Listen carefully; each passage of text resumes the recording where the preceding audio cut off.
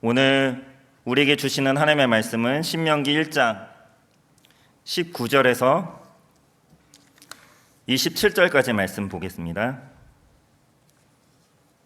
구약성경 259쪽에 신명기 1장 19절부터 27절까지 말씀, 저 여러분 교독하겠습니다. 우리 하나님 여호와께서 우리에게 명령하신 대로 우리가 호렙산을 떠나 너희가 보았던 그 크고 두려운 광야를 지나 아모리 족속의 산지길로 가데스 바네아에 이른 때에 너희에게 이르기를 우리 하나님 여호와께서 우리에게 주신 아모리 족속의 산지에 너희가 이르렀나니 너희의 하나님 여호와께서 이 땅을 너희 앞에 두셨은즉 너희 조상의 하나님 여호와께서 너희에게 이르신 대로 올라가서 차지하라. 두려워하지 말라, 주저하지 말라 한즉 너희가 다 내 앞으로 나와 말하기를 우리가 사람을 우리보다 먼저 보내어 우리를 위하여 그 땅을 정탐하고 어느 길로 올라가야 할 것과 어느 성읍으로 들어가야 할 것을 우리에게 알리게 하자 하기에 내가 그 말을 좋게 여겨 너희 중 각 지파에서 한 사람씩 12를 택하매 그들이 돌이켜 산지에 올라 에스골 골짜기에 이르러 그곳을 정탐하고 그 땅의 열매를 손에 가지고 우리에게로 돌아와서 우리에게 말하여 이르되 우리의 하나님 여호와께서 우리에게 주시는 땅이 좋더라 하였느니라. 그러나 너희가 올라가기를 원하지 아니하고 너희 하나님 여호와의 명령을 거역하여 함께 읽겠습니다. 장막 중에 원망하여 이르기를 여호와께서 우리를 미워하심으로 아모리 족속의 손에 넘겨 멸하시려고 우리를 애굽 땅에서 인도하여 내셨도다. 오늘은 내가 그 말을 좋게 여겨라는 제목으로 말씀을 전하도록 하겠습니다. 이스라엘 백성들이 출애굽을 하고 가나안 땅에 이를 때까지 40년이 걸렸다는 것은 다 아실 내용입니다. 그런데 40년이 걸리지 않고 훨씬 더 일찍 도착할 수 있었습니다. 애굽에서 시내산까지 2-3달 정도 걸렸을 것입니다. 시내산에서 1년 정도 머물렀습니다. 출애굽한 지 1년 반 정도 지나 가데스 바네아에 도착합니다. 이 가데스 바네아에서 무슨 일이 있었습니까? 여기서 일어난 일 때문에 가나안 입성이 40년이나 늦춰졌습니다. 바로 가데스 바네아에서 정탐꾼들을 보냈습니다. 가나안 땅에 들어가기 전에 먼저 정탐꾼을 보내 그 땅이 어떠한지 살펴보자는 것입니다. 그래서 정탐꾼들이 정탐하고 돌아와서 보고하기를 부정적으로 보고를 하죠. 12명 중에 10명은 그 땅에 대해서 악평을 했다고 성경은 말씀하고 있는데 28절 말씀에 보면 우리가 어디로 가랴 우리의 형제들이 우리를 낙심하게 하여 말하기를 그 백성은 우리보다 장대하며 그 성읍들은 크고 성곽은 하늘에 닿았으며 우리가 또 거기서 아낙 자손을 보았노라 하는도다. 이 일로 백성들이 원망하기 시작합니다. 정탐꾼들이 부정적으로 보고하니까 차라리 애굽 땅에서 죽었으면 나았을 걸, 차라리 광야에서 죽었으면 나았을 걸, 왜 우리를 가나안 사람들 손에 죽게 하느냐? 그렇게 원망하자 갈렙과 여호수아가 나섭니다. 옷을 찢으면서 제발 그러지 마라. 하나님을 거역하지 말라. 우리가 그 땅을 본즉 정말 좋더라. 진짜 좋더라. 그런데 그들의 신은 그들에게서 떠났더라. 하지만 하나님은 우리와 함께 하시지 않느냐? 하나님을 믿고 나아가자. 그들은 우리의 밥이다. 우리는 충분히 이길 수 있다. 그렇게 여호수아와 갈렙이 말하니 도리어 성난 사람들은 이 두 사람을 돌로 쳐 죽이고자 했습니다. 결국 이 일로 인해 하나님은 이스라엘 백성들에게 진노하십니다. 정탐을 한 40일을 하루씩 1년으로 잡아서 40년을 광야에서 맴돌게 하십니다. 백성들이 다시 광야로 돌아가면서 후회하지 않았을까 싶습니다. 우리가 왜 그때 정탐꾼들을 보냈을까? 차라리 정탐꾼을 보내지 않고 그냥 믿음으로 들어갔더라면 이런 후회를 하지 않았을까 싶습니다. 신명기 말씀은 모세의 회고록이라고 할 수 있습니다. 모세가 회고하기를 그날 가데스 바네아에서 가나안 땅을 먼저 정탐하자는 생각은 하나님의 생각도 아니었고 모세의 생각도 아니었습니다. 그렇게 하면 좋겠다는 백성들의 생각이었습니다. 22절 말씀에 너희가 다 내 앞으로 나와 말하기를 우리가 사람을 우리보다 먼저 보내어 우리를 위하여 그 땅을 정탐하고 어느 길로 올라가야 할 것과 어느 성읍으로 들어가야 할 것을 우리에게 알리게 하자 하기에, 만약 정탐을 하지 않고 들어갔어도 지금까지 구름 기둥과 불 기둥으로 하나님께서 인도하시지 않았습니까? 가나안에 들어가서도 어느 길로 올라가야 할지 어느 성읍으로 들어가야 할지 정탐을 굳이 하지 않아도 하나님께서 다 알아서 인도해 주시지 않겠습니까? 그런데 왜 이런 생각을 한 것입니까? 아마도 백성들은 정탐을 통해서 가장 쉬운 길, 그리고 가장 공략하기 쉬운 만만한 성읍을 골라 가려고 했던 모양인 것 같습니다. 힘들게 정복하고 싶지는 않고 너무 많은 희생을 치르고 싶지도 않고 쉬운 방법을 찾으려고 했던 것입니다. 그런데 백성들의 이런 제안을 모세가 좋게 여깁니다. 23절 말씀에 내가 그 말을 좋게 여겨 너희 중 각 지파에서 한 사람씩 12를 택하매. 모세가 회고하기를 내가 그때 너희들의 말을 좋게 여겼다. 자기 반성이 들어가 있는 그런 말씀이 아닐까 싶습니다. 만약에 모세가 이 백성들의 그 제안을 거절했더라면 아무 문제가 없었을 텐데, 그런데 모세가 이 제안을 좋게 여긴 것입니다. 왜 좋게 여겼을까요? 들어보니까 나쁘지 않고 괜찮은 생각 같아 보였던 것입니다. 그러므로 수락을 한 것이죠. 사랑하는 성도 여러분, 우리에게 어떤 말이 좋게 들리는 순간 우리는 하나님께 물어보지 않게 됩니다. 그 말대로 하면 잘 될 것 같으니 굳이 기도할 필요가 없어 보이기 때문에 그렇습니다. 이거 괜찮은 방법인데, 괜찮은 생각인데 그렇게 하는 게 좋겠다, 그런 마음이 들어도 하나님께 좀 물어봐야겠다, 결정하기 전에 하나님께 좀 물어보고 결정하자, 그렇게 말하는 사람이 과연 얼마나 되겠습니까? 대부분 좋게 들리는 그 방법대로 그냥 시행할 것입니다. 모세의 후계자였던 여호수아도 나중에 비슷한 실수를 하죠.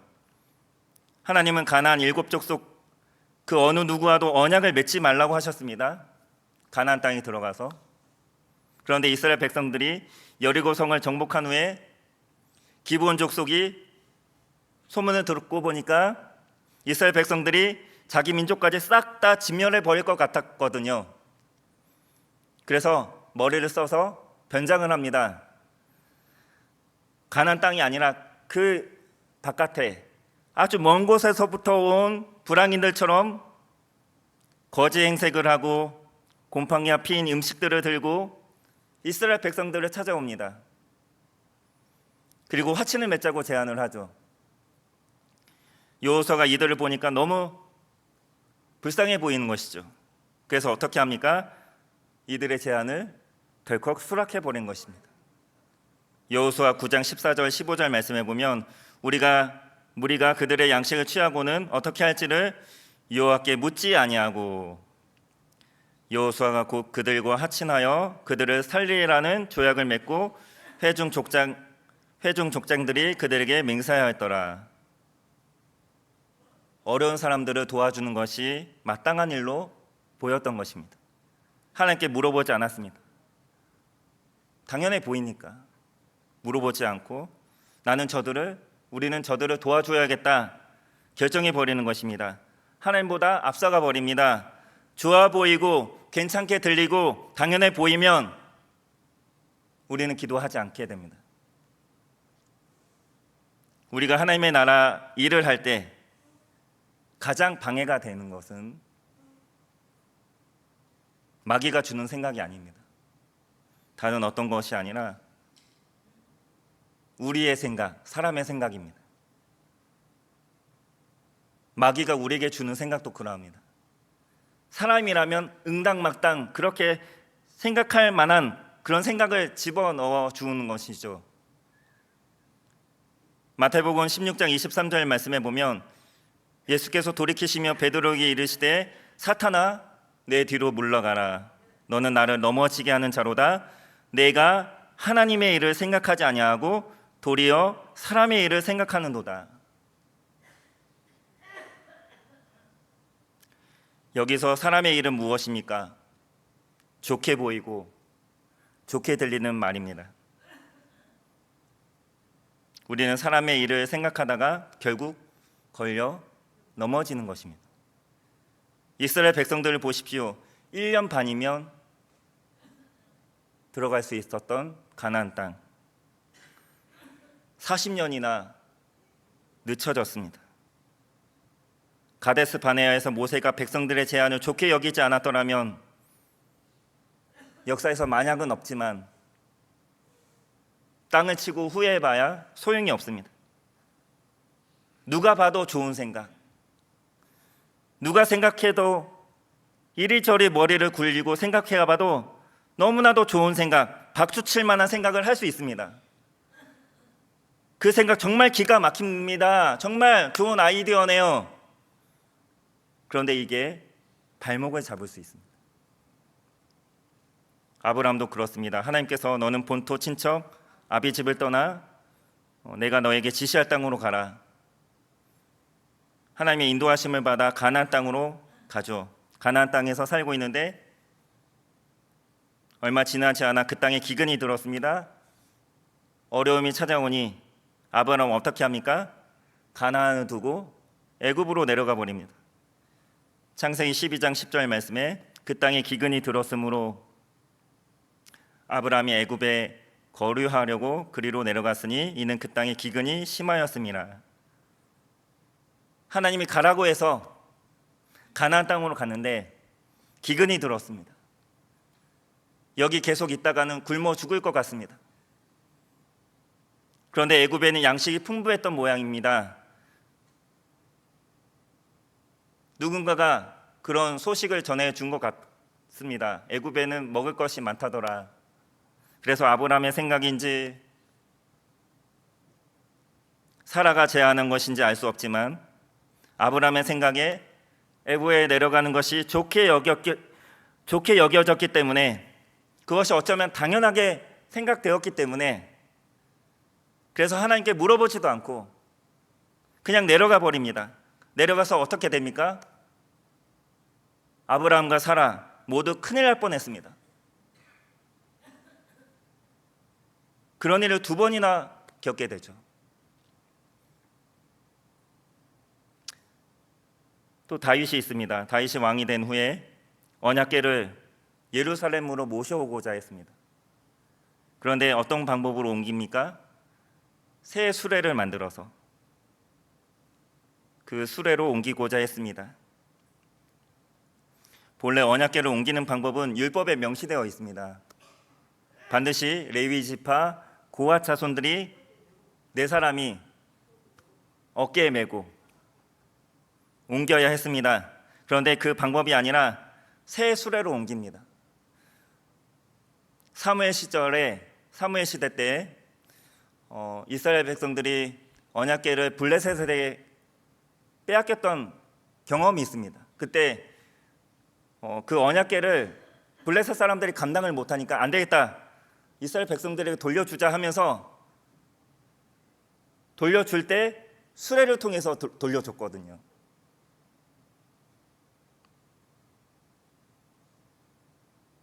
블레셋 사람들은 할례받지 못한 백성이고 하나님을 알지 못하는 백성입니다. 그렇기 때문에 율법이 적용이 안 된 거죠. 이방인들은 그렇게 옮길 수 있지만 하나님의 백성들은 그렇게 옮기면 안 되죠.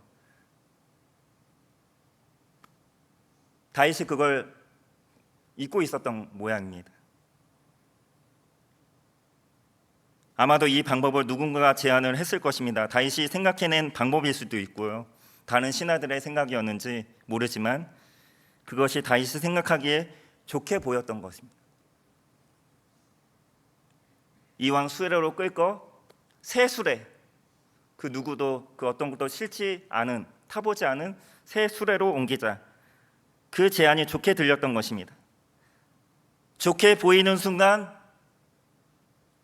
정탐꾼들을 보냅니다. 좋게 들리는 순간 기도를 하지 않습니다. 좋게 보이는 순간 기브온 족속과 화친을 맺어버립니다. 좋게 들리는 순간 하나님의 율법에 명시된 내용을 무시해버립니다. 결국엔 실패합니다. 게다가 우사가 넘어지려고 하는 언약궤에 손을 대다가 그 자리에서 죽는 참사가 벌어지죠. 값비싼 대가를 치릅니다. 우리가 그런 말 잘하지 않습니까? 야, 그거 진짜 좋은 생각이네. 어떻게 그런 생각을 다 했어? 내 눈에 좋게 보인다 하더라도, 내 귀에 좋게 들린다 하더라도, 그런데 한 번만 기도해 봅시다. 한 번만 기도해 보자. 하나님의 생각도 과연 그러한가?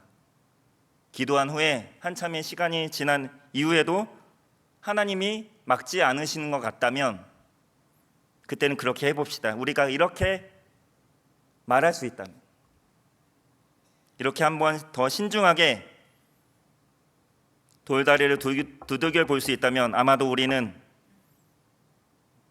나중에 땅을 치고 후회할 일은 만들지 않게 될 줄 믿습니다.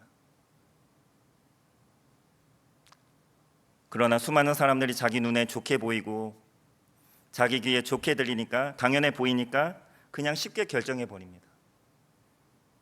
하나님께 묻지도 않습니다. 중요한 것은 내 눈에 보기에 좋은 것이 아니라 하나님의 눈에 보기에도 좋은지를, 하나님 귀에도 좋게 들리시는지를 반드시 분별하셔야 한다는 것입니다. 내 생각에는 좋아 보입니다.